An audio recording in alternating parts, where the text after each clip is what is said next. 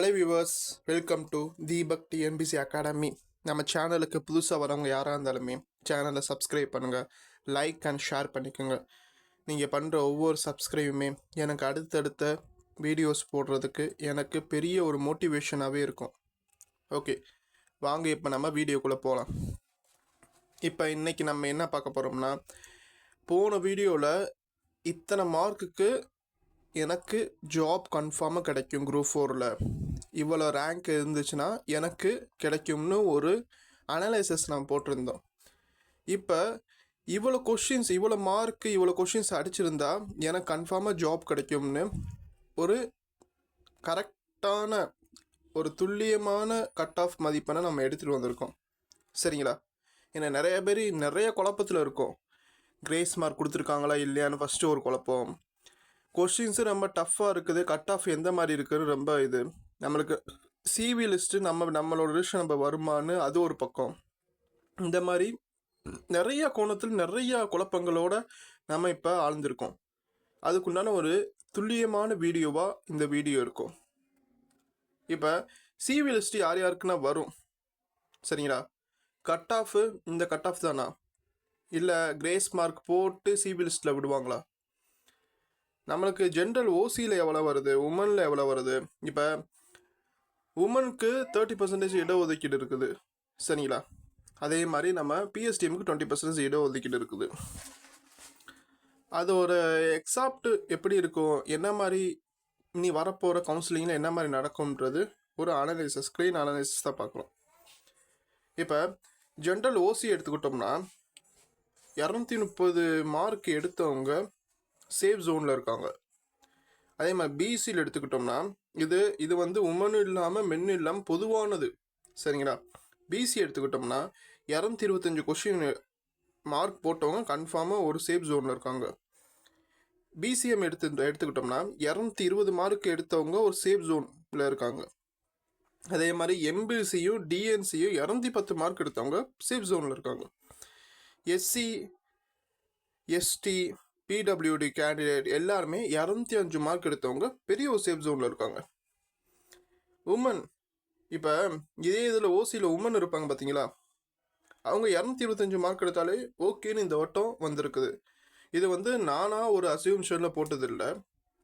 கிட்டத்தட்ட ஒரு 100 ஸ்டூடெண்ட்கிட்ட அவங்க பூராமே ஒவ்வொரு கம்யூனிட்டியில் இருக்காங்க, எல்லாத்துக்கிட்டேயுமே ஒரு கலெக்ஷன் வாங்கி அதுலேருந்து நான் இவ்வளோ கம்யூனிட்டிக்கு இவ்வளோ மார்க்ஸ் தான் வந்திருக்கு, நான் ஒரு அலோகேஷன் பண்ணி உங்களுக்கு நான் கட் ஆஃப் போட்டிருக்கேன். அதனால் கொஞ்சம் தெளிவாக துல்லியமாக பாருங்கள். பிசினா ஒரு 220 மார்க் எடுத்தால் ஓகே உமனுக்கு சொல்கிறாங்க. 215 பிசிஎம் எடுத்தவங்களே ஒரு எப்படி சொல்கிறது, சம்திங் ஒரு 220 215க்குள்ளேயே ஒரு 2000 பேர்கிட்ட அந்த டிஃபர் ஆகுது. உமன்லேயும் சரி மென்லேயும் சரி 1500 பேர் கண்டிப்பாக டிஃபர் ஆகுது. டிஃப்ரென்ஸ் நிறைய நடக்குது இதில். ஆனால் யாருக்கு நம்மளுக்கு வேலை கிடைக்கும், யாருக்கு வேலை கிடைக்காதுன்னு நம்ம சிவி லிஸ்ட்டில் கவுன்சிலிங்கில் போய் உட்காந்து நம்ம அந்த டாக்குமெண்ட் வெரிஃபிகேஷனை முடிச்சதுக்கப்புறம் நம்மளுக்கு வேலை வந்தால் தான் அது ஒரு உறுதித்தன்மையே நம்மளுக்கு கிடைக்கும். நிறைய பேர் ஓகே கிடைக்கும் இன்னும் ஒரு மன உறுதியோடு இருப்போம். ஆனால் சில பேர்த்துக்கு சிவி லிஸ்ட்டு அந்த குறிப்பிட்ட நம்பருக்குள்ளே தான் வராதுன்னு சொல்லுவாங்க. நம்ம மன தளராமல் நெக்ஸ்ட் லெவலுக்கு நம்ம அடுத்தடுத்து படிக்க ஆரம்பிக்கணும். இது சாதாரண ஒரு ஜூனியர் அசிஸ்டன்ட் லெவல் தான், சரிங்களா? குரூப் 2 லெவலில் இருக்குது officer cadet, group 1 level gazetted category இருக்குது. இவ்வளோ லெவல் இருக்கமே நம்ம அதுக்கு நோக்கி நம்ம ஃபாஸ்ட்டாக நம்ம ஓட ஆரம்பிக்கணும் இப்போ இருந்தே. ஓகே, இது கடந்த காலம்னா போகட்டும், நீ ஃப்யூச்சர் பார்ப்போம். நம்ம ஃப்யூச்சரில் என்ன மாதிரி நம்மளுக்கு வேலை வேணும்னு உங்களுக்கு மனசில் என்ன மாதிரி அசம்ஷன் பண்ணி வச்சுருக்கீங்களோ அந்த மாதிரி தான் நம்மளுக்கு வேலை அமையும்னு நம்ம முயற்சி பண்ணணும். முயற்சி பண்ணோம்னா கண்டிப்பாக கிடைக்கும். இன்னும் ஹார்ட் ஒர்க் போடணும். ஏன்னா டிஎன்பிசி ட்ரெண்டட் மாற்றிக்கிட்டே இருக்காங்க. கொஸ்டின் பேட்டர்ன் சரி, ட்ரெண்டட் சரி, ரொம்ப மாற்றிக்கிட்டே இருக்காங்க. அதுக்கேற்ற மாதிரி நம்மளும் மாறிக்கணும் இனிமேல் இருக்கிற காலகட்டத்தில். பிடபிள்யூ எக்ஸ் சர்வீஸ் மேனுக்கு தான் ஓரளவுக்கு எனக்கு கிடைக்கல. எனக்கு இவ்வளோ கட் ஆஃப் இருந்துச்சுன்னா எனக்கு மார்க் கிடைக்கும்னு எனக்கு ஓரளவுக்கு எனக்கு கிடைக்கல. இது எல்லாமே செக் பண்ணி பார்த்துக்குங்க. நல்லபடியாக அடுத்து இருக்க எக்ஸாம்ஸுக்கும் நம்ம பெருசாக நம்ம படிப்போம். ஓகேங்களா? நம்ம சேனலில் அடுத்தடுத்த வீடியோஸ் நல்ல பிரமாதமான வீடியோஸ் வந்துக்கிட்டே இருக்கும். ஓகேங்களா? உங்களுக்கு யூஸ்ஃபுல்லாகவும் இருக்கும். இனி அடுத்து நாங்கள் ஃபோக்கஸ் பண்ண போகிறது பூராமே சென்ட்ரல் கவர்மெண்ட்டில் நடக்கிற எஸ்எஸ்சி எம்டிஎஸ்சில் தான். இதே கேட்டகரி தான் எஸ்எஸ்சி எம்டிஎஸ்லேயும் நடக்குது. சரிங்களா? இதே பேட்டர்ன் தான். என்ன அதில் வந்து ரீசனிங் 25 மார்க்கும் ஆப்டிடியூட் 25 மார்க்கும். அது எலிஜிபிள் கேண்டிடேட் தான். சரிங்களா? இங்கிலீஷும் ஜிகேவும் படிச்சிருந்தா கன்ஃபார்ம் அதில் போஸ்டிங் அடிச்சேன். சென்ட்ரல் கவர்மெண்ட்டில் இன்கம் டேக்ஸு, கஸ்டம்ஸு, ஜிஎஸ்டி இந்த மாதிரி நிறைய டிபார்ட்மெண்ட்டில் மல்டி டாஸ்கிங் ஸ்டாஃபாக போகலாம். ஸ்டார்டிங் சேலரி 35,000 வரும்.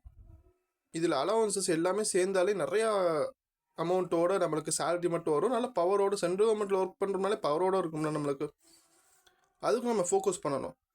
நீ அடுத்தடுத்த வீடியோஸ் அடுத்தடுத்த சென்ட்ரல் கவர்மெண்ட்டை பற்றி நிறைய வீடியோஸ் நிறைய எக்ஸாம்ஸை பற்றி வந்துக்கிட்டே இருக்கும். எனக்கு நீங்கள் சப்ஸ்கிரைப் பண்ணி சப்போர்ட் பண்ணுங்கள், லைக் அண்ட் ஷேர் பண்ணுங்கள். Thank you to every one.